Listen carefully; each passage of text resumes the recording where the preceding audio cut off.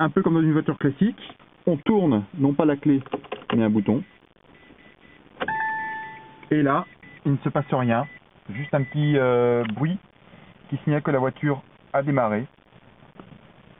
Alors, on retrouve ici le témoin de charge de la batterie, le compteur de vitesse, le totaliseur kilométrique, et là, un témoin de charge qui indique si la voiture charge en décélérant, et là, évidemment, plus l'aiguille va sur la droite, plus on consomme.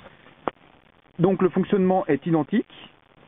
P pour parking, R pour marche arrière, N neutral, D pour drive, une fonction éco qui donne un peu moins de couple à la voiture, et une fonction B qui augmente en fait le frein moteur et donc la recharge de la batterie. Quand on accélère, le témoin va bien dans la zone de consommation maxi. Par contre, dès qu'on relâche l'accélérateur, voilà, on retombe dans la zone bleue et ça recharge partiellement les batteries.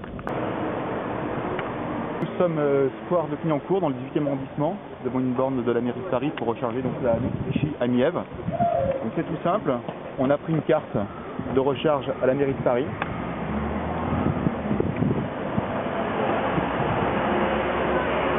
On sélectionne, on se branche sur la borne.